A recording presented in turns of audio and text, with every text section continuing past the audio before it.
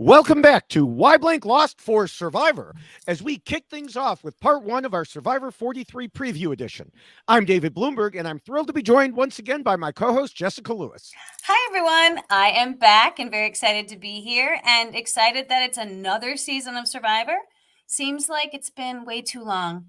I haven't been seeing your face enough, David. I know. It's been like 3 months since. Really? It's been incredibly way too long. So I apologize to all of the listeners out there for my absence. However, I appreciate the break, but I'm excited to be back. We're going to jump back into this. It's going to be a great season. Yes. Now, listeners who watch Big Brother have not gotten a break from me. They know that you took the summer off, but summer off podcasting. I know you haven't taken the summer off. Oh, Lord, no. And I've had Ovi Kabir as my co-host, but Survivor season is fast approaching. And for a couple of weeks here, I'll be doing double duty. Now, Jessica, I know even without podcasting, you've had a very busy summer. So I'm happy you're able to jump back in as we prepare to meet the new castaways. I know. And let me just tell you, summer, not real fun. Lots of craziness happening. However, this is a nice little world to enter into. It's a good distraction, I will say. And I'm excited to talk about this incredible cast and everything that I think they're going to bring to the table. Yes. Now, as I mentioned, this is part one of our Survivor 43 preview. As we did last season, we decided to break it up into 3 parts, one for each tribe. But before we explain how that will all go, just a brief introduction for newcomers. First of all, welcome. Yes, welcome. Anyone who has been here before, welcome back. To bring the new listeners up to speed, once Survivor starts, we will be here every week to discuss what each voted out player did right and wrong in terms of rules that I originally wrote way back after the first Survivor season and have been updating ever since. We look at each episode and everything that has led up to what happens each week. And we don't just rely on what's on TV, but also dive into everything available that's not a spoiler, including interviews, secret scenes, social media, and basically whatever we can get our hands on. Like I said, that's not a spoiler. Now, I mentioned that I wrote the original version of the rules after the first season. That was initially for a newspaper article. Then I posted it online, and it became the basis of a weekly column on the Reality News Online website, which I created and ran for a long time, but which I had to close down, I think about 10 years ago. I can't believe it's been that long. But the column was reborn as a podcast with Rob Cesternino and me in 2015 for Second Chances. And then we switched things up, brought Jessica on board for the Heroes, Healers, and Hustlers season 5.5 years ago. Can you believe it? No. Oh my gosh. No, I cannot believe we've been podcasting together that long. But on the other hand, time has flown by. It really has flown by. And I must say, I want to take some credit for the new and improved David Bloomberg that you see before you today. Because this was a man, when I started podcasting, was not desirous of video, wanted nothing to do with his face out in the universe, just wanted to provide his information. His words did all of the magic. He did not need to be seen. However, I convinced him we should try video. We really should. And now, I'm sorry, but I can't keep you off of podcasts and TikToks and Instagram. And I mean, you name it, you're putting your face all over the world now. It's pretty incredible. I'm impressed. Well, to be fair, most of my TikToks don't have my face on it, so I don't want to scare people stop away. It. They do don't. A little mini Why Blank Lost for other I did those, Survive. yes. That's yes. always just David Bloomberg. Yeah, it is, but you know, yeah, you can admit true. it. You're a TikToker. You love it. That's right. And it is true that you convinced me. It was kind of a combination of you and COVID. Like I had heard, that people, wanted to see, a lot of people were switching to video. And so that's why we moved. So in order to help hide my face, I grew a beard, and that is what enabled me to move to video. So if there was one good thing that came out of COVID, it was David Bloomberg's willingness to do video podcasting. Yes. One good thing. The one good thing. Now, for our previews, this first podcast will take us into the season. We're here and discuss the Baka tribe, including what we think each of the players and how they'll do with the rules. Plus, at the end, we'll pick who we think will do the best and worst from this tribe. The second podcast will cover the Coco tribe and also include discussion of the changes I've made to the rules for this 43rd season. And the third will cover the Vessi tribe, and we will also have our final predictions for the season, otherwise known as cursing players retroactively. The butterfly effect. Yes. Now, 100%. I do want to tell you, Jessica. So me and Ovi made winner picks for Big Brother. Uh-oh. We're at Final Five. Don't do this to me. They're both still there. Listen, Ovi, you can't. You can't do this to me. His winner pick actually has a chance of winning. Mine has a really solid chance of coming in second place. Ovi was supposed to be terrible at his predictions. Yeah. Well, so then I wouldn't be the only one working with you. That's what I told him. Terrible in the That's what I told him. I said, now by doing this, you realize you're cursing them. Mm-hmm. And both of our winner picks had horrible first few weeks. His had way worse than mine. Well, but mine, unbelievable. I don't think mine can win at this point. I think there's like a little bitty tiny chance she can. Well, I'm just going to apologize now to all of the cast of 43 because I will damn you. I'm so sorry. Yeah. I'm very, very sorry. I'm trying. I really want my person who I pick to win every season, and I'm terrible. I'm just terrible at it. So my apologies. Well, so I mentioned that, I'll be updating the rules. Now they're not updated online yet. But when we do update them, that was really hard to get out of my mouth. I don't know why. Make me laugh. Then you can find them at our dedicated page at robhasawebsite.com/yxlostfeed.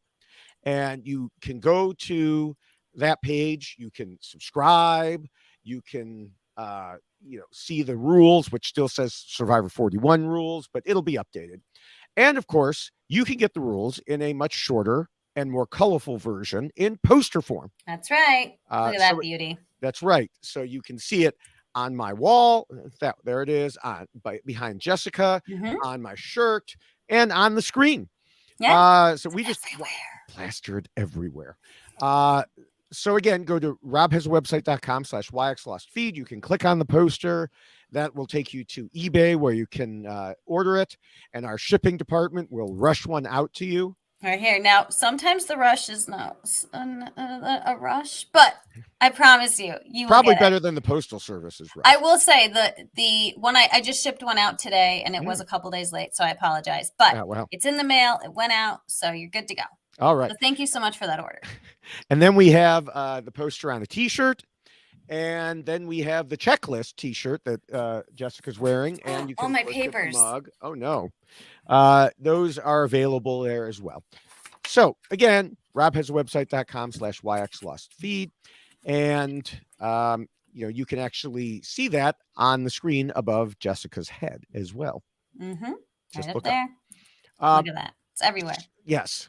Now, before we start with the tribe, Jessica, how do you feel heading into the season, knowing it will apparently once again be 26 days, but not knowing what Jeff has in store for us? Do you really want me to start complaining already? Well,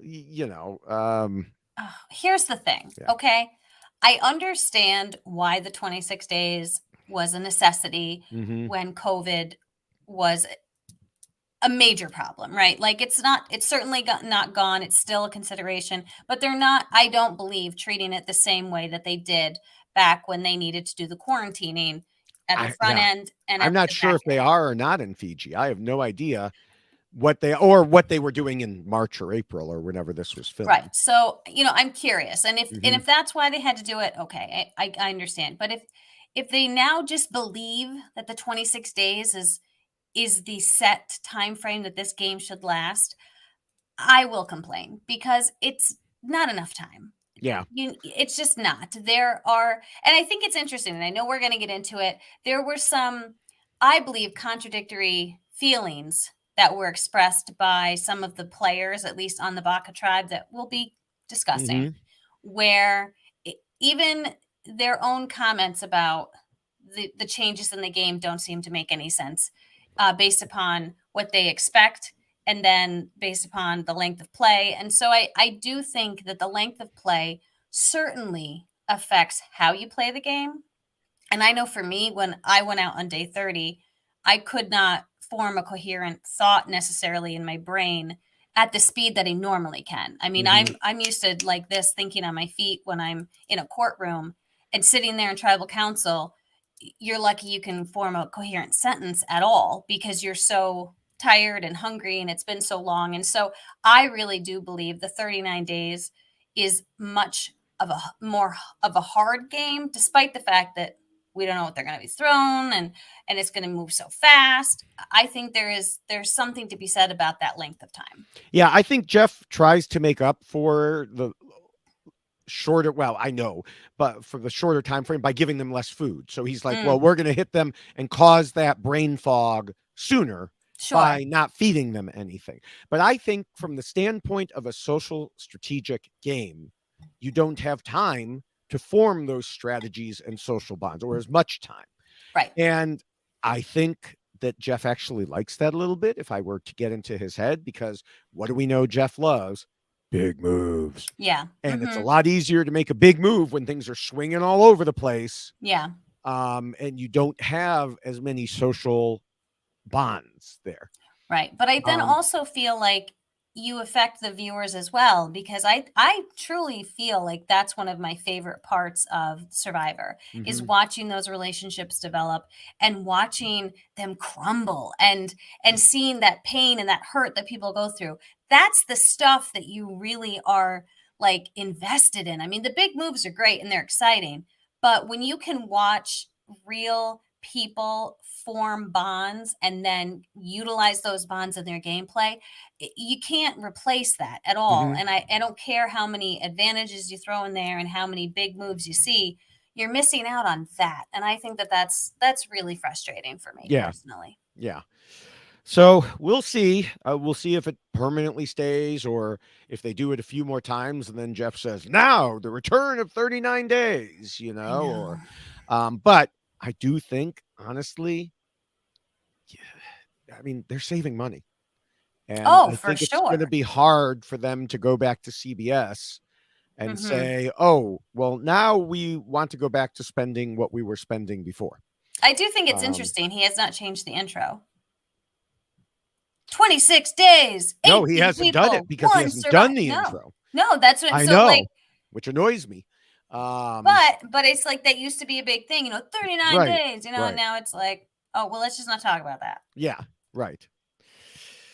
So, all right. Well, and to continue in the trend of things that you and I just love, I would guess that beware advantages are going to be back in some form. But now players are going to have advanced knowledge about them and can better judge whether to take one.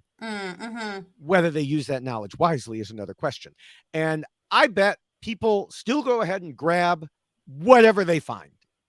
Well, and I will say, in reading through a lot of the interviews and the responses relative to that component of the game, it did seem like people were like, yeah, I'm going to do it. I'm taking it everything because unfortunately they have now realized this game is becoming all about advantages. So to walk away from one is going to potentially wreck your game, as opposed to this idea of weighing and like kind of balancing and shouldn't I? Now they're like, advantages everywhere. That's all that matters. We have to take them all. And again, you're losing that ability to have players really control their own fate because now they're being forced to have to take the advantages. Yeah, we'll see. It'll be interesting if it's still the type like you lose your vote, or if they've come up with some other weird phrase that you have to say. Weird phrase. What's interesting is they didn't even, so they sold shirts for the first set of phrases.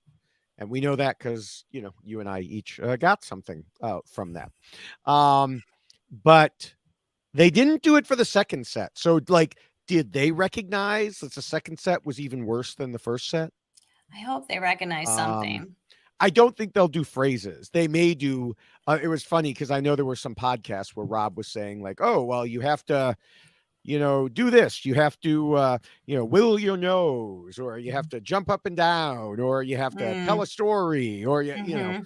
Um, so, that part will be interesting. I'm just wondering what the disadvantage will be. Will it still be losing your vote, or will it be you're not allowed to sleep in the shelter?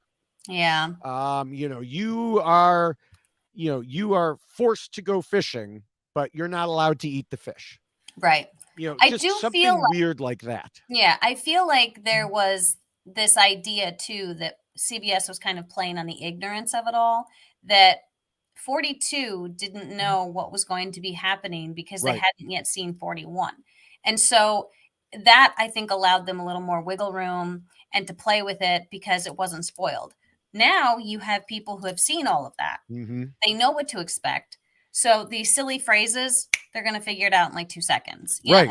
And so there isn't going to be that unknown anymore. And as you've mentioned with the beware advantages, people are going to know what it's going to potentially cause for their game based upon what they've seen. So if they are desirous of continuing in this, you don't know what is coming, then they have better switch things up this season because people are walking in the door with all of this knowledge. See, I want someone to show up.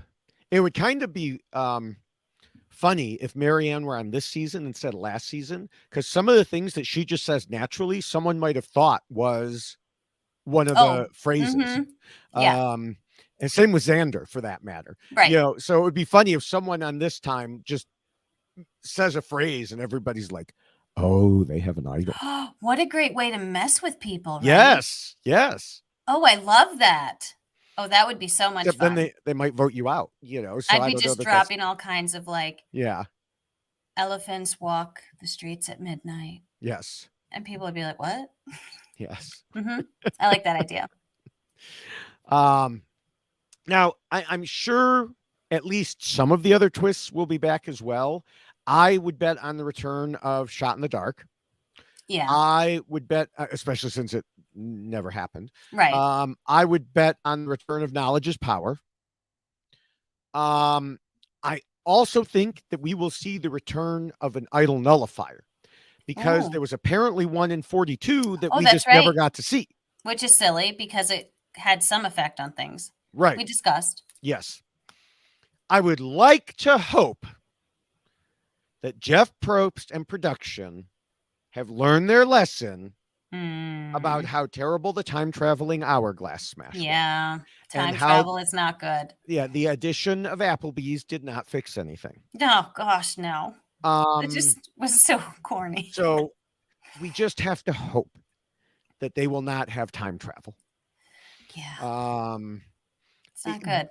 Anything else that I haven't No, mentioned that you think we'll see? no, it's interesting though. It's kind of like Back to the Future, right? They kept making those movies Mm-hmm. and they kept getting worse as they went along. Like, just stop. Okay, the original, great. Like, and not even here, the original, not great. But Yeah. like time travel was cool. It's not third time in. So just Mm-hmm. no one needs to go back to the West. Just leave it alone. Did Like, let's just move ho- forward. hopefully Jeff Probst watched the Spider-Man and Doctor Strange movies over the summer, and he realizes that time travel can ruin the whole universe. Right. So like It let's can just move destroy on. the universe. Right. We don't need to be destroying the universe over Survivor. Let's just Yeah. move on. Let's live in the now and let's let people play the game that they know to play. Yeah. And want to play. Right. So did you have anything else you think we'll be seeing? Oh, well, I mean, clearly Jeff will be talking directly to us. Well, yes. But yeah, no, I wish I had a camera over here so I could turn and say, yes, he will. I'm just really hoping that we are able to go back to the roots of Survivor, but I know that's not going to happen. Mm-hmm. So I'm cautiously optimistic that they will not do some of the things that I think are silly and unnecessary.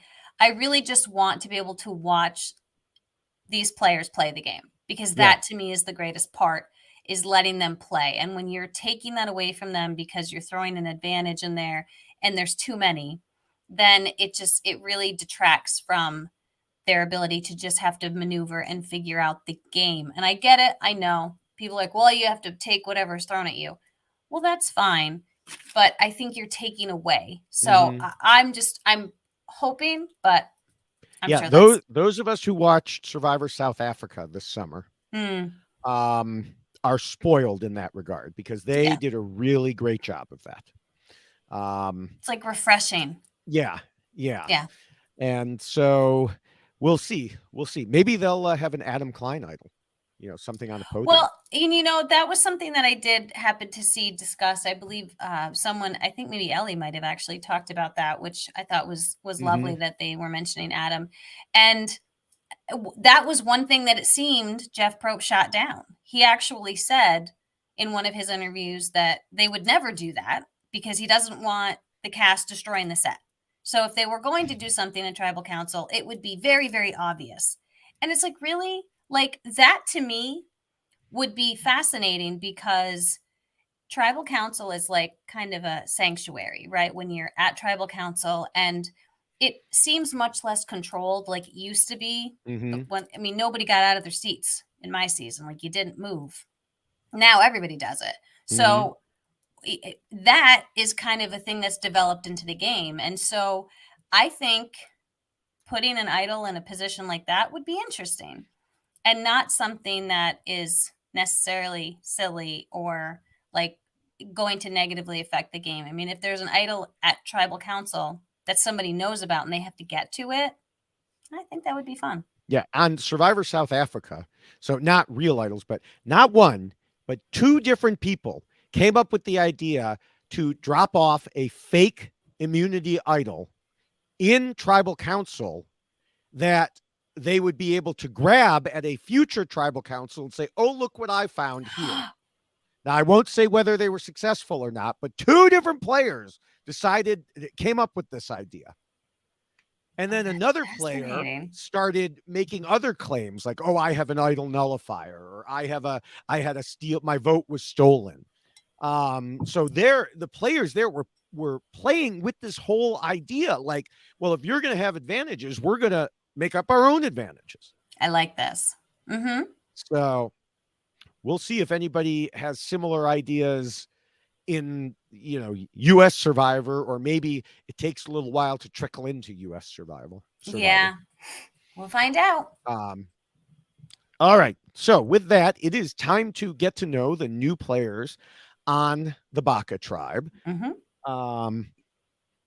Listeners, and especially any contestants tuning in, should remember that we're basing almost everything we'll be discussing off a relatively small amount of information. So if we say it sounds like someone's game will be terrible, well, it probably will be, because we have a nearly 100% success rate with our predictions.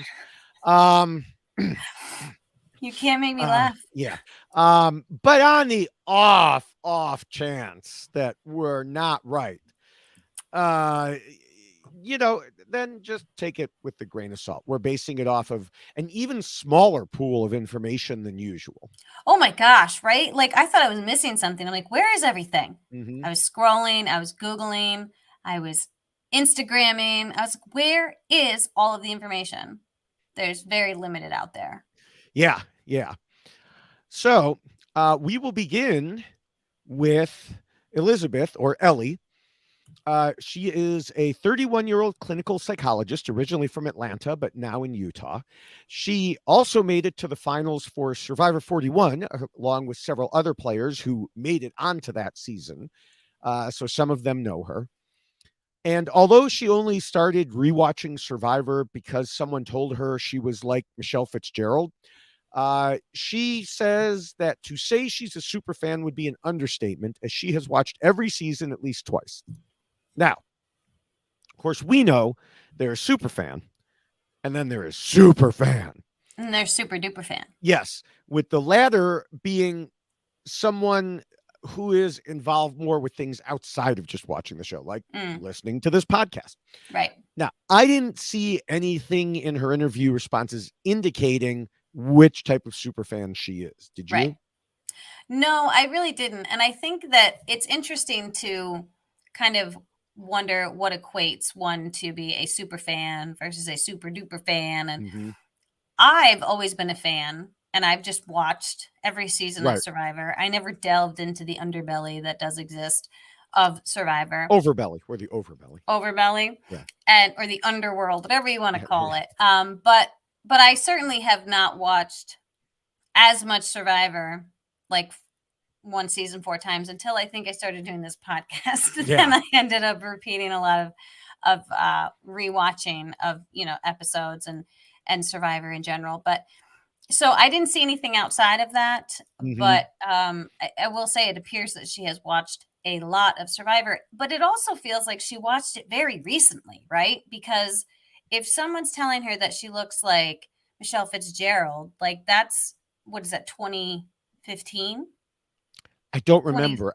It feels very recent to me, but then yeah, you start counting the years, and that's actually like 6 or 7 years. So but that's I mean, it's certainly not the full. I mean, if you go back, how many right. seasons we've had and how many years it's been on. So she must have crammed a lot of it in pretty quickly, especially if she's watching them over and over, like on repeat. Like Mm-hmm. one, she said she watched 4 times.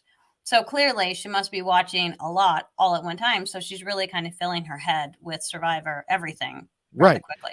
Yeah, I mean, the question is she getting that deep analysis? Mm, And I'm not saying there's anything wrong with it, because, like you said, that was you before you came mm-hmm. onto this podcast, or before you went on to Survivor. Right. Um, but I do wonder if she didn't maybe dip her toe into the larger world during 41, because she had actually met some of those people. I know Mm. that's what I would have done, but I have no confirmation on that. Yeah, no, I don't have any confirmation on that either. So, in any case, Ellie says she would be the connector between people who might not otherwise connect with each other, and she thinks she could use her skills as a psychologist to help in that regard. I do think that's possible, as long as she does it in the right way. Mm. As she said, my job is making connections with people who are very different from me. And so I truly believe I can make a friendship or a deep, meaningful relationship with anybody. The key to me, though, is what she said after that. They just have to want to make a friendship or relationship with me. And that's the part that could be difficult, because not everybody wants to make a friendship with everyone Right. out there. Right. And Ellie herself said, I want to work with people who want me. I don't want to be dispensable for people or just a number. I want to be someone who feels necessary as a partner to play the game. So, in other words, she's going to be choosy about who she works with. I Yeah. feel when it comes to Survivor, beggars can't be choosers, especially on 6-player starting tribes. Yes. I mean, Yes. you literally have 5 options. Yeah, and that's the one component that I could see as being a real potential issue is in this game, because what have we learned? You have to move quickly, right? And I will say, regardless of 26 days versus 39 days, if you're slow trying to jump on Mm-hmm. board with an alliance, you're going to miss the boat. Right. And so you don't have an opportunity to be choosy. You better be using that time pregame when you're watching everybody to really kind of make some assessments of who you might, based upon whatever you're looking for in someone. Mm-hmm. So I'm hoping that she did that. And so when she actually gets out there, she doesn't decide that I want to, like, I'll test this one, I'll talk to this one, because yeah, she's going to be too late, 100% too late. Yeah. Now, I do think she has some good possible choices for the type of ally she wants in this tribe, but that won't always be the case going forward. She's going to need to adapt to a changing landscape. She Mm. has a pretty high opinion of her ability to do so. Mm-hmm. And, she said she could see herself playing a social and strategic game like Cherie Fields. That's a pretty high opinion. That is a very high bar, very Yeah. high. And I will say that there was something about Ellie that struck me. I really do feel like she has a good concept of herself Mm-hmm. and what she Yeah. thinks that she can bring to the game.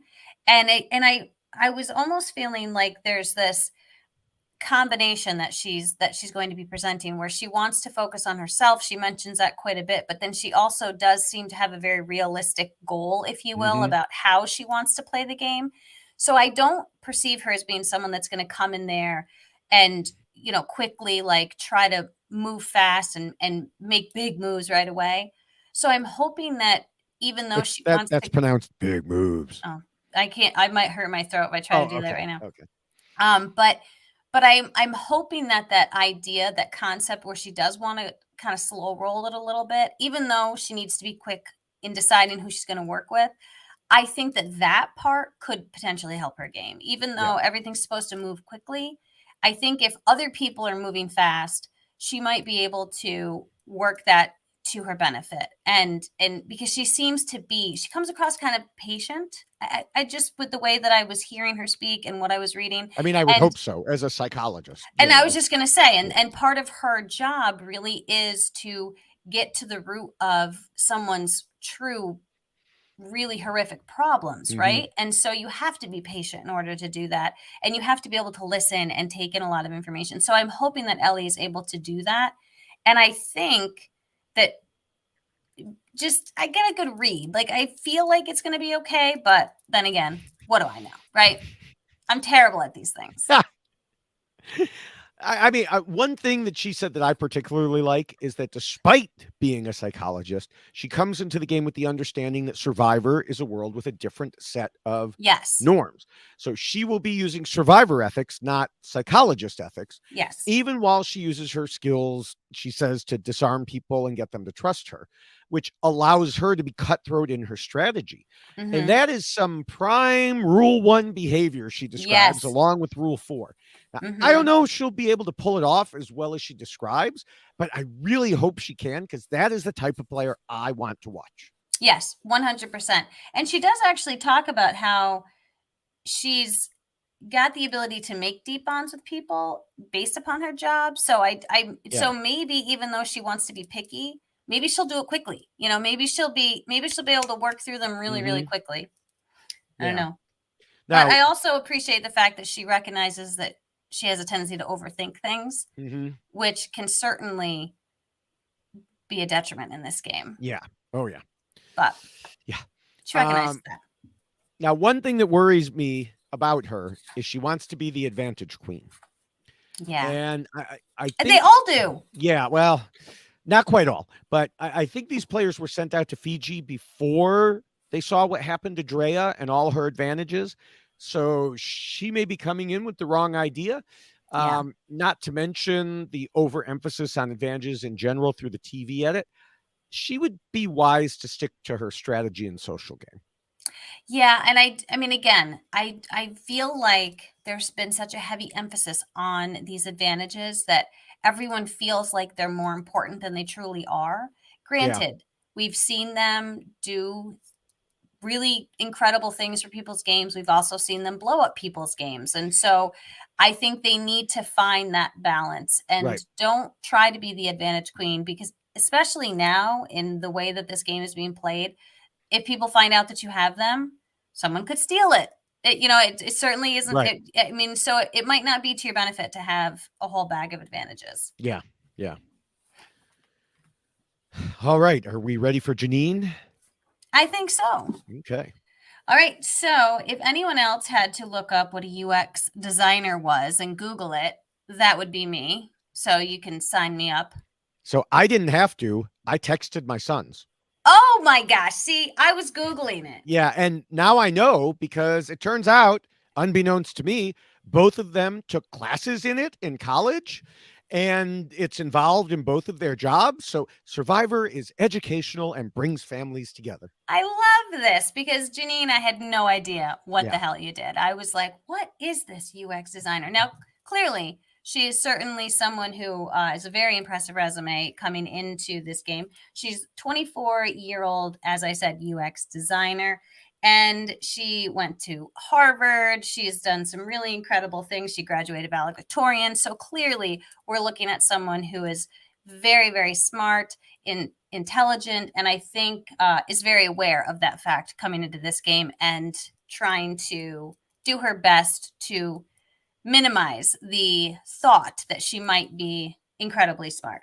So I appreciate the fact that she's coming into this game with wanting to create relationships with people from completely different backgrounds. She feels like she can juggle the nuances of different alliances. And she happened to mention trust clusters. So I just, Don't get me started on that. Okay. Just Yeah. saying. Get me started on that. All right, you want to get started? Yeah. Because I'm like, we got to talk about trust I clusters. I did not love her repeated reference to voting blocks and trust clusters. The Mm-hmm. terms are essentially meaningless. I know everyone wants to put their trademark on it. No, they're alliances. They're all alliances. Some of them may be shorter term alliances. Some of them may be smaller alliances. They're all alliances. Listen, I love that Okay. I get you started like Yes. this. There doesn't need to be a special name for them. Now, putting that aside, taking a deep breath, she said she sees the winner as sitting between multiple alliances. And she might have actually, no, she said some other word there. And I'm just going to use the word alliances, and knowing which to rely on at a given moment. And that is indeed a characteristic of many good winners. And it encompasses both Rule 1 and Rule 3.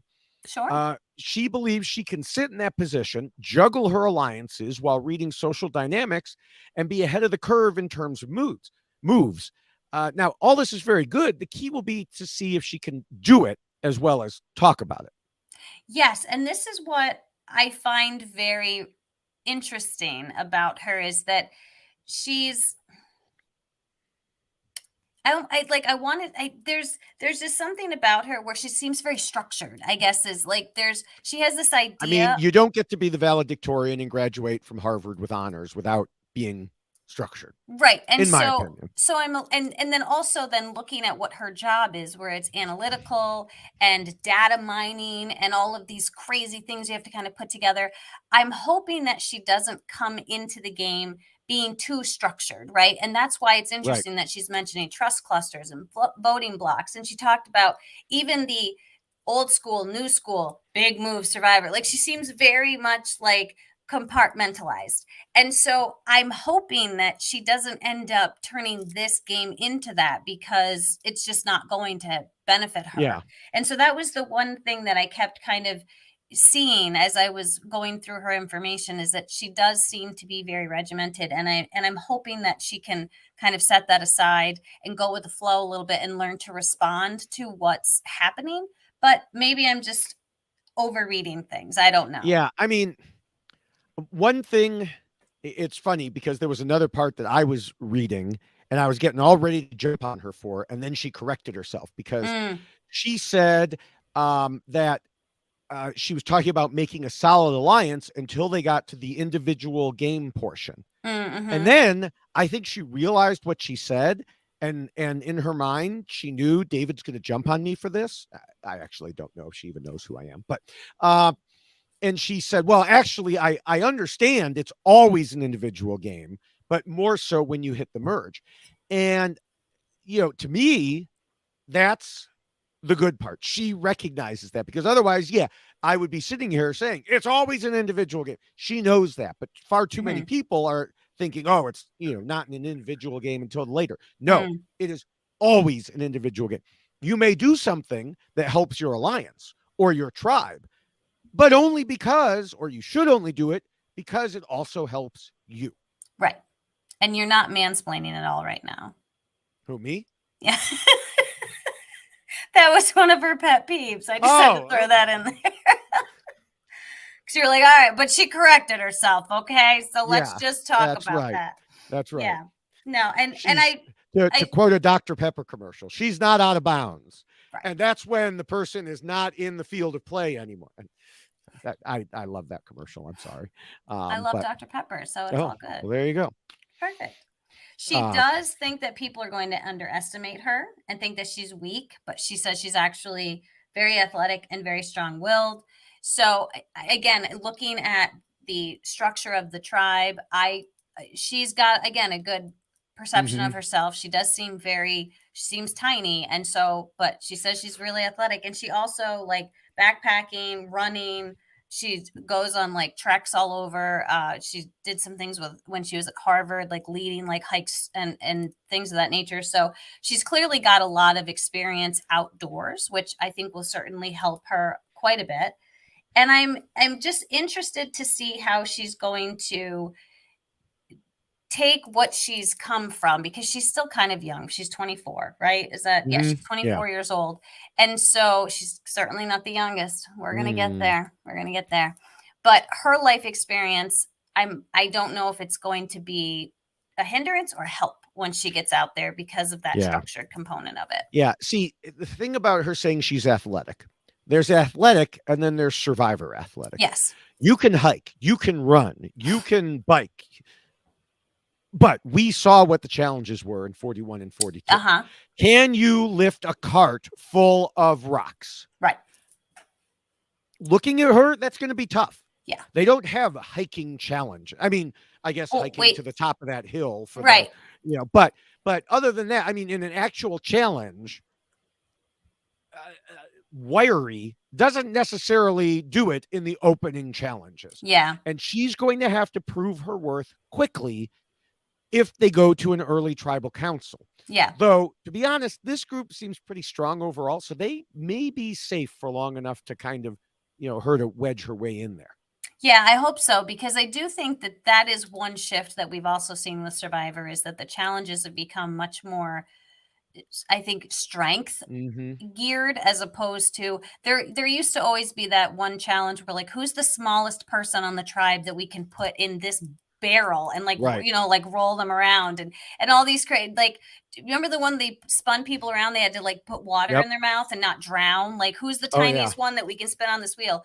And that doesn't seem to be the case anymore. And so I'm fearful a little bit for her in that regard, if that, like, you're really going to have to step it up, because we saw what the challenges were and they were very, very, very difficult. So it'll be interesting to see how she does with all of that. Yeah. Now, another couple things that stuck out that I like about her are that she knows, one of the few people who said she knows she has to reel in idol hunting. And she knows that if she makes it to the end, she needs to be able to demonstrate that she made her own moves to get there. So, Rule 7, Appendix B, respectively. Yes. Yeah, and maybe that's the, going back to those little trust clusters she's going to be sitting in the middle of, right? Oh, Lord. They're called alliances. Okay. All right. I'm just saying. Yeah. Just using her words. Yeah. Don't. All right. Well, next up is Mike, who might be going by his last name, Gabler, like another doctor we know. He clocks in as the oldest contestant this season as a 52-year-old heart valve specialist, originally from Houston, but now in Idaho. Let me start by saying it pisses me off that Mike is the oldest and still younger than me by a year or so. Okay, well, there we are. It's nothing to do with Mike. It's production. It is production. So, yeah, I'd be I'd be up there on this side. Yeah. This is a definitely younger skewing trial. It is. I was looking at that breakdown today. Whole season. Yeah. Now, as I mentioned, he reminds me of a certain guest we've had on the podcast a few times since season 41, and might have sometime soon again. Reminds you? Well, because he's a doctor who is going by his last name. Okay. That's the only thing. All right. I was going to say, I'm like, well, time out. That's literally the only thing, because that's where the similarities end. Okay. Because Voce was a student of my rules. Yes, he was. And intended to play very strategically. And I don't think that's going to be the case for Mike Gabler. This is what I'm saying. We've got two different people here. Yeah. He's been watching from the beginning, and he will even pause the show to discuss with his wife and daughters what they think will happen. Now, when I first saw that, I was like, this is great. He's discussing strategy and stuff, but that doesn't appear to be it. No. Can I just jump in here for 2 seconds? Absolutely. I have to talk about this real quick.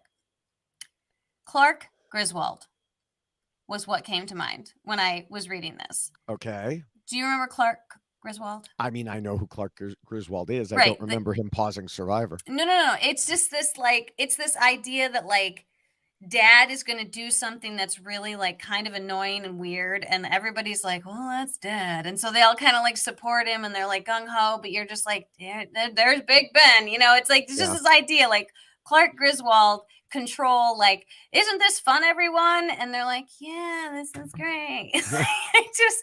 I would be furious if watching this show, and I don't know, maybe his family loves it. He sounds like he loves his kids, and I love that about him. Like he's a family guy. So I hope they're all in full support of the let's pause it, let's discuss, let's, it's like choose your own like adventure. Like, what do you think's going to happen next? And let's see who's right about this. Do we get like a prize? To me, I was like, yeah, not the best way to watch Survivor, just in my opinion. That's all. Yeah, I mean, there are shows where I would, probably comment and pause and stuff, but my kids would kill me. So, well, that's like every once in a while, that's fine. But like, it takes them like 2 hours or 3 hours to get through. The poor dog is like dying in the back with like its bowl of treats because they're like, leave us alone. Like the poor puppy, like, geez, at least have it sit on the couch with you. I don't know. It gets treats. What more can you want? Poor dog. So now, it's interesting because he says he thinks he'll play the game like Sandra, which I do not think. I don't see that at all. Play the game at all like Sandra. No.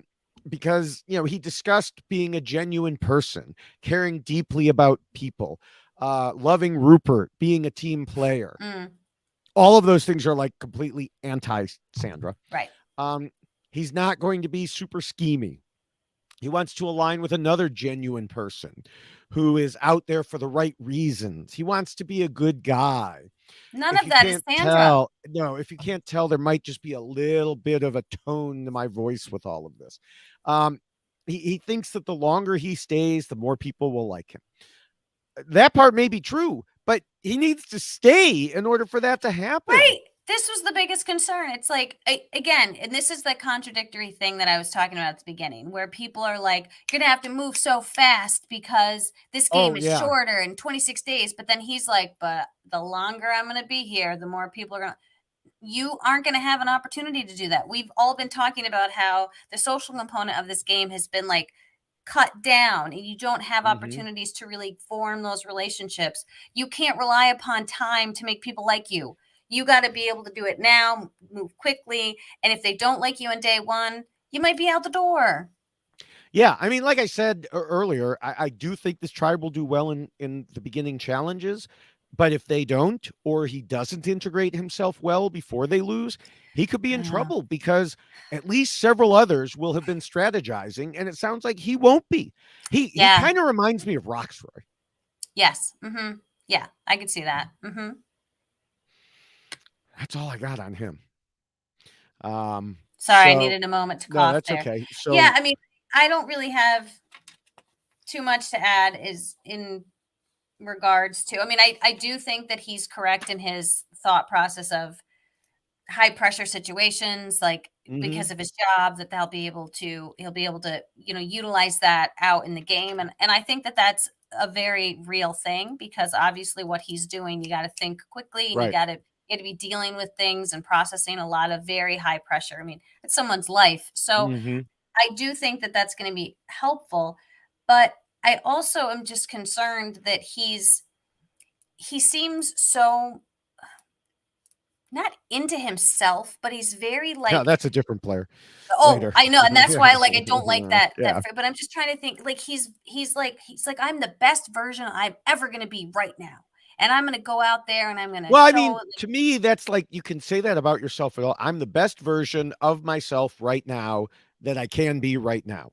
Well, that's kind of circular reasoning. Right. Because you're also the worst version of yourself right now that you're going to be right now. You're the only version of yourself right now.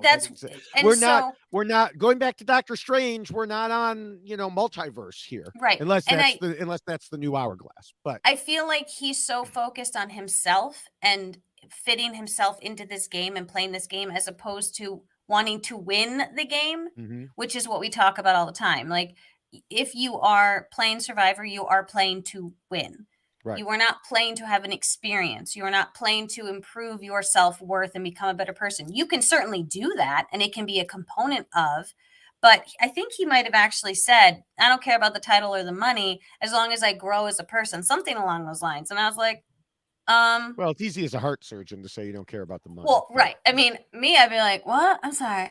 What? Yeah. No. I want that check. I Yeah. want that check. I need that check. So anyway, to me, it's going to be Yeah. interesting. Yeah. But moving on to the next person, Morriah Young is someone who is here to win. Thank you very much. I appreciate that about her so very much. She is, let's see, how old is she? 28.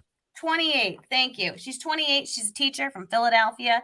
And let me tell you, she is going to kick you with color and punch you with joy. I mean, if you took, I'm going to say, Marianne from season 42 and mixed in some Rainbow Bright, you've got Morriah. That's what you've got right now. I mean, I don't know if you've looked at her Instagram, but oh my word, it's beautiful. It is like the prettiest rainbow I've ever seen.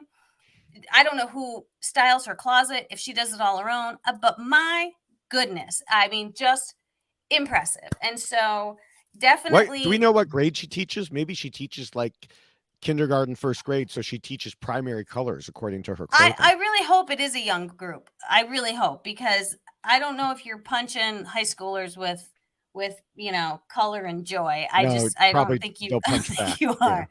Yeah. But she certainly has an incredible backstory as well, which I'm very impressed with. Utilization of everything she's been through with losing her mother and trying to almost live her life in the way that her mother would have wanted to live hers. Her mom wanted to be a teacher. She became a teacher. Her mom loved Survivor, wanted to be on the show. Now she's on Survivor. So I really am very captivated by her, but I also am concerned as well that her perception of herself, which I thought was great. She said, whoa, this girl's a lot. Wow, she's really naive. But I think as time passes on, people can begin to see that my personality is just a big part of me wanting to leave every space I enter more bright and more colorful than I found it. Now, this is where we get another contradictory version of events, right? Because if you go back to her talking about the game, and she was talking about how you have to make snap decisions because the game is moving so much quicker. And, she's talking about how the pacing of it all has changed. And so I'm like, well, wait a second, time out. Talking about snap decisions, you're concerned that people might be like, whoa, this girl's a lot. But once we spend some time together, you're going to learn that I'm not. And so again, it's that like the game's going to move like that, but I need time for people to understand me. And so I feel like she and Mike might almost become kindred spirits, right? Because they're both going to see each other as like these genuine people who love life and are very enthusiastic about what they do, and people that surround them, and all of those are lovely and good.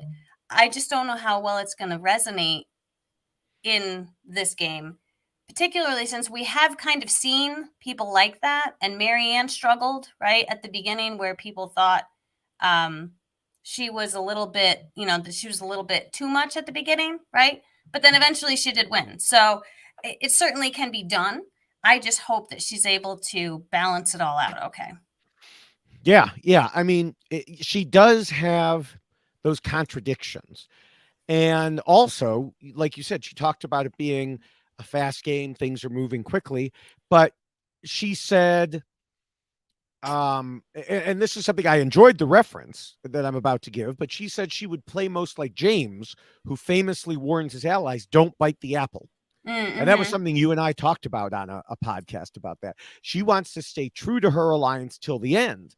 And while I personally like this strategy, it has not exactly been in vogue in recent seasons, and I think she'll get left behind if she insists on trying that. Yeah. And this is why I'm a little bit worried for her, because I'm just looking at the people that she's going to be on the tribe with. And the one person that I kept kind of seeing her gravitate towards was Mike. And we've just discussed Mike. So I don't know if that's necessarily going to be the best duo out of this 6. Yeah. I mean, she thinks she has an ability to connect to people and make bonds. She calls herself super lovable. She thinks she's not an immediate threat. And that last part is true, and I hate to sound like a broken record, but if her tribe does well at challenges, that will be to her benefit. Right. If they don't, and they look around at who's available, it could come down to like her or Jeanine, depending on how they did at whatever early challenge they may lose. Right. Yeah. That's a definite concern I have for her as well. So it'll be I don't know, like I'm certainly intrigued. Definitely very intrigued. But I'm fearful. I mean, she describes herself as a powerhouse of energy. That might be a lot. Yeah. Well, it was a lot last season, and Marianne still won. So and granted, what did she do? Yeah. She said that who is someone that the non-winner she would play yes, like? the non-winner. Yeah, and she's like, well, she hasn't won yet, so there you go. Yeah. So it can certainly happen. Yeah. All right. Well, moving on. Owen is a 30-year-old college admissions director, originally from New Orleans and now in Maryland. More importantly, he's definitely a super fan, a super duper fan, and also an RHAP patron. Additionally, he was a finalist for David versus Goliath. So he's been trying to get onto the show for a few years now. I haven't personally had a lot of direct interaction with Owen. But I know a lot of people who have, and they like universally sing his praises about what a great guy he is. If any of that at all translates to Fiji, which I'm sure it will, I think his tribe mates will find him likable, helpful, and they'll want to keep him around. Yeah, and I love that he did use one of our favorite phrases, perception is reality. So I definitely appreciate that about him. But he certainly has a very kind of calmness about him in how he presents himself. He, again, seems to understand himself very well, which I always do appreciate. But he's not like overly like singing his praises. And I love that he came back to Survivor because he watched Millennials versus Gen X. That's just nice, right? It was like, look at that. How fun is that? But and he wants to play a game similar to Adam Klein. Yes. And so I love that too. I definitely feel a lot of good positive vibes coming from Mr. Knight. Plus his name is just great. I love the name Owen Knight. Like it just sounds very, very good. But I do love how he talks about him being an unassuming triple threat. I really appreciate that so much about him, which is why I like that he's kind of putting all those parts of himself together. But I love that he's going to be unassuming about it. Like there's just something to me about someone who is unassuming becomes very intriguing and I think is incredibly significant in a game like this. If you can kind of weave your way through and not be the focal point, but utilize other people to kind of be the focal point. Like he wants to have a meat shield. I think that's great. And the nerd shield. And a nerd shield. And I think he's got some options here. I really think he does. So I think he could certainly pull that off. Yeah, I mean, he wants to keep his threat level low, so good on Rule 6. He wants to have good relationships with everyone. Check off Rule 5. He wants to be his authentic superfan self, which I think will be even more accepted now than it was in your season with Adam. Yes. You know, and he feels like he will be good enough athletically to be an asset early on, but won't be seen as like an individual challenge threat later. And, you know, of course, he studied the game. He says he knows what's worked and what doesn't, and knows he needs to go with the flow. So Rule 3, you know, all these things are great. And I mean, with all of that, he's certainly one of my favorites in the preseason. Mine too. Yeah. I also, of course, like that he didn't put artificial limits on himself. You know, as he said, nothing's off the table. First and foremost, I want to have fun and I want to win. And in order for that to happen, other people are going to have a bad time and lose. I love that. Am I going to be a jerk about it? I don't think so. But at the same time, I need to be willing to do whatever it takes. Yep. Yes, absolutely. Sorry, I'm just dying today. So this is where I'm at. All right. So we can move on to our final member of the tribe. And we've just been dying to get to him. Oh, we 'Cause have been I think dying. both of us have dropped some hints that we are going to have some things to say about Yes. Sami. Just call him Quad Man, okay? Quad Man? Quad Man. You didn't see his little interview Quad about his Man. quads? No, his quads. I Okay. don't know what quads are. So His legs, his greatest quads legs. ever. So Oh, good. All right. wow. Lover of his own eyes, his Mm. pearly whites, but hater of John Rocker. This is Sami. We bring you Sami, 19 years old, pet cremator to boot. I don't know how one becomes a pet cremator at 19 years old, but I would love to find out. So, I Sami, think if you you want probably just apply for the job is my to, guess while you're in high school. fascinating. Yeah. Absolutely fascinating. So I'm just going to start with this, okay? The person that he identifies the most with as a winner is Chris Underwood. Yeah, I And was going to wait to get into that. No, we can't wait. We can't wait. This podcast is only so long. We've already been an hour. We need to start here. Yeah, I mean, it was like he was just trying to piss me off, and you too, but I didn't want to speak for you, because he defended the win of Chris Underwood. Now, we famously had some very angry podcasts about the end of that season. And, famously to the point that Chris Underwood, when he was interviewed by Rob, was like, Bloomberg, whoo. Yes, and this is not a knock on Chris Underwood because exactly. we won't go back through everything we've already discussed. Right. But We've said we have nothing against him. No. I'm Facebook friends with him. He's lovely. He's a great human being. Yeah, he played the game that was handed to him. Right. But to say that you identify with someone who was given the game by a twist that allowed the jury to tell him exactly how to win, well, that's not going to happen here, Sami. No. I don't understand how you pick that person as the one you most identify with. Yeah. So that I was like a red Does flag. he only expect to play the game for 7 days? I mean, 7 days may be long for him, possibly, depending on. Listen, he's going to be a meat shield, though, for someone that we enjoy named Owen Knight. I don't know if he will be. I don't know. I mean, he's the youngest on the whole season, so we have the youngest and the oldest in the same tribe. I know I've already given reasons for several of the players we've already discussed to possibly go first. He just gives me way too many young kid vibes, in large part because he's a young kid. Well, and he did say that, though, that he doesn't have a lot of life experience, and he recognizes that because he is 19. And so I'm hoping that maybe he doesn't present himself that way. But then the more you hear him talk, and he says things like, bro. I mean, he says that, but like, I'm trying to find where in my notes I have it here, because I have a lot of notes on Sami. But he's a teenager. He reminds me of JD without the super fandom. Yeah. He's very confident. He says he's willing to learn and knows he doesn't have all the answers.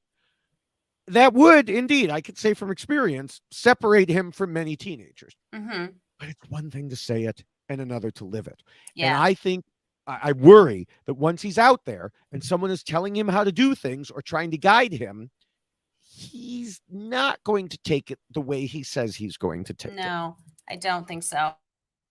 It doesn't help that he says, at first glance, you can perceive me to be maybe self-centered and an arrogant person.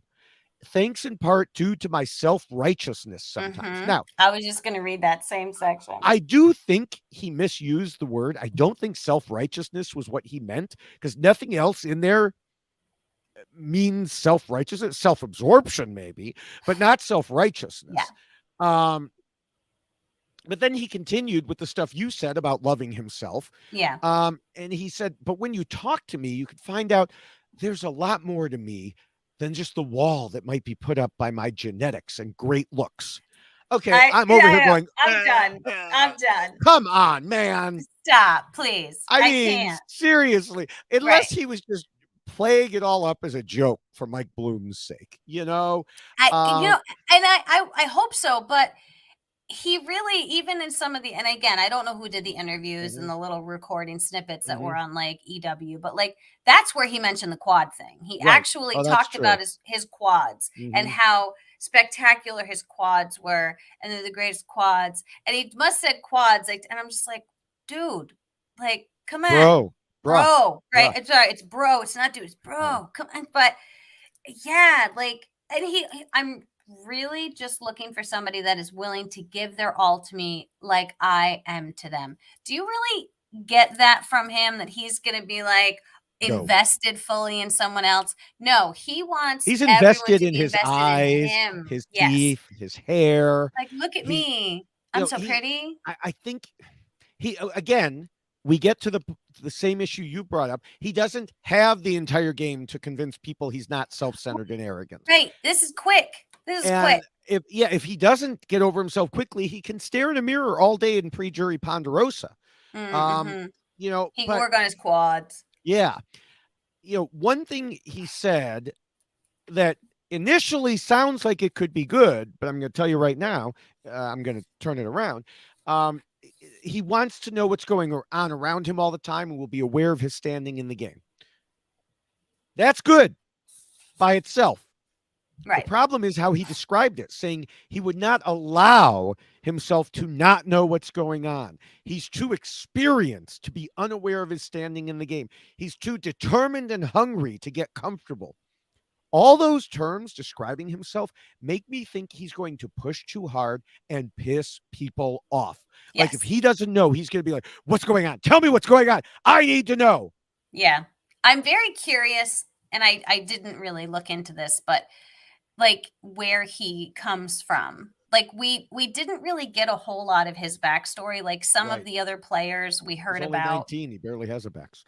Well, but he did mention, I think his grandfather, I think was, his hero. And I think that was, the heart, but like there isn't really like something coming from him. And it to me feels very reminiscent to someone that was on my season who had a lot of things kind of provided to him by parents. And I mean, granted, learned a lot, did a lot of really incredible things, but didn't really have to struggle that much. And I just don't know if that's what we're seeing here is someone who really hasn't had to struggle. I don't know. I don't know that you become, and I know I'm reading a lot into this. Sure. I don't know that you become a pet cremator at age 19 if you had a lot provided to you. It seems most people who have that much provided go on to college. I mean, it definitely seems to be kind of a weird construct. Like, and that's why I said, how do you become a pet cremator when you're 19? Like I don't, is your dad a vet? And he was like, hey, do you want to be the one that cremates the animals? I don't know. Yeah. I'm really not sure. It's rather interesting to say the least. It's certainly not something we've seen before, but I am very much concerned with his ability to get in there and make those connections, but maybe he'll shock us. We've seen this happen. We've seen people with kind of similar personas and ways that they present themselves actually win the game, right? Like, I mean, it's happened. I mean, kind of moving on to, the tribe as a whole, it really, a lot depends on how they do in challenges, you know? I think the first person booted. Now I've talked about a couple of people earlier, but as much as I raised red flags for Jeanine, Mike, Morriah, the biggest red flags are flying all over the place for Sami. Yeah. And it's strange because he's a pretty muscular looking guy, those quads, but if the rest of the tribe can mostly hold their own, I don't think they'll keep him around for just that. I think his youth and his personality may override everything else. And I also think the others will just make better bonds amongst themselves. They have a lot more in common, even though, who was it that was only 5 years older than him? But 5 years is a lot when it's also someone who went to Harvard and is a UX Mm-hmm. designer. And, I mean, the difference between 19 and 24 is pretty big. Right. And listen, I played with Will, and he was it was 18, right? When Something like and that. so I mean, he was still in high school when he went out hmm to play. And so that was a big shock, I think, to everyone. But then once we got to know Will, he just seemed mature beyond his years. And so he was just Well, and he someone also who had a voice that was mature beyond his years. it really was. It was kind of crazy. Yeah. But I do feel like there are those 18-year-olds, 19-year-olds that can play this game and just regardless of that lack of life experience can still do a really incredible job because they are willing to listen and they hmm are willing to have those conversations and make connections with people who are much older and have been around and done other things and try to learn from them. And even if you don't want to, you kind of pretend, right? And I think we hmm all do that when you go on Survivor. You're like, I'm really interested in everything you're telling me right now, but that's part of the game. And so, but I don't get that from him. Even though he says that that's what he can do, it's almost like he thinks, and again, maybe I'm reading too much into it, but when people talk to me, they're just drawn in and they can't Yeah. help it. And then they listen and then and it's like, mm, to me, that's no one on Survivor, no one cares how pretty you are. It's not, it's like, just, can you catch fish? That's great. But I mean, some of the like, viewers do. well, Let's of face course, it. I mean, the You know what I viewers are mean? like, yeah, that's awesome. But Yeah. yeah, your pearly whites on Survivor, it's not going to get you farther in the And game. they're not going to stay pearly white for very long. No. So I don't care how pretty your eyes are, how pearly white teeth you got. It's just not, it's, if you are calling everybody bro and frustrating them because you come across as self-righteous and self-centered and self-interested and self hmm everything, it's going to be a bit of an issue. Yeah. So are you agreeing he could be the first out, or are you picking someone else? Well, here's the only potential saving grace, I think, and that's Owen. If if Sami does perform exceptionally well, and hmm if Sami becomes that potential meat shield, I could see Owen spinning it in a way that, like, well, that we need him as far as the hmm challenges are concerned. So if he performs well, I could see Owen making that work. I really could see that being his savior, but I also feel like Owen and Janine are going to also be bonding as well because they both seem to have some very similar concerns about their being perceived as very intellectual, and so that might be a bond there too. So I it's really tough. It's really tough. I Ah, the other thing about Owen is that he said he wants to, like, I know this was for his nerd shield in particular. Excuse me. He wants someone he can bounce ideas off of. Sammy right. does not seem like someone he's going Right, to be and so able to this is bounce why, ideas like, is he off gonna of. pick one or the other? Like, is it a Right. meat shield or is it gonna be someone he can I bounce mean, ideas off yeah, of? it could be combination. He could. I just, I, I don't know. Yeah, Um, I'm feeling very concerned for him. And again, I mean, listen, I'm mhm. terrible at this. I'm terrible at prediction. So if I tell No, you're if awesome at predictions. We can't tell people you're terrible. Of course, they're an hour and 13 minutes into yeah, this podcast, but mm, for parts 2 and 3, right. I just, oh gosh, I don't. okay. Are you going with Sami? I'm going with Sammy as first out from this tribe. Wow. You know, I feel like Mike and Morriah, Owen and Jeanine, and Ellie. I feel like he has to be. I mean, Okay. because I don't know Right. who he's gonna potentially form that close of a bond to. I just Yeah. don't see it. The other ones, I can create permutations and see them formulating bonds for various reasons. And I mean, you've got three women who all talked about like strong, like the Right. the Black Widow Brigade. They all seemed so like they could come together. So hmm there's all, and he's just not part of the permutation. So yeah, I think he's the guy. He's Okay. the one. So, what about who will do the best out of this tribe? Oh, Owen all day long. Same. Yeah. All right. Yeah. So yeah, I obviously have to go with RHAP patron and super fan Owen. Hopefully he lasts longer than Zach, who I picked to do the best in his tribe last season. Who Listen, was? Owen, I'm sorry. I know Yeah. you're listening because you are Yeah. a patron, and I Um. apologize. Yeah. So I do think he will. I'm not saying he'll win. We'll do those picks in the third part. Yeah. But I do think he'll position himself well going into the merge and coming out of Baka. No, I agree. I definitely Okay. agree with that. All right. So there we have Baka. Watch for our second and third previews coming within a few days later this week. Yeah, listen, you're just making me cram it all in here. I am. And then, well, don't blame me. Blame Survivor scheduling and me for not getting us started sooner. See? But All right back. that's right. But I'm still doing double duty, as I mentioned. So I'll be back on Saturday with Ovi Kabir to discuss why the fifth place person lost Big Brother 24. I think we'll have part 2 out before then, but just in case. Also, let me remind everyone that some of the rules that we have mentioned and of course are wearing are available in poster and T-shirt and mug form, Everything form. everything at robhasawebsite.com/yxlostfeed. As we wrap up, I want to encourage people to check out the RHAP patron program. Be like Owen at robhasawebsite.com/patron. Be like Owen. That's good. I like that. You can get access to all the special podcasts that are put out just for patrons. And of course, there's the Facebook groups and Discord.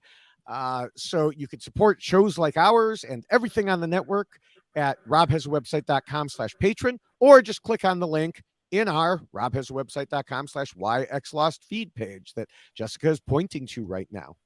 And once you get to the Facebook groups, yes. Once you get to the patron Facebook groups, make sure to say hello.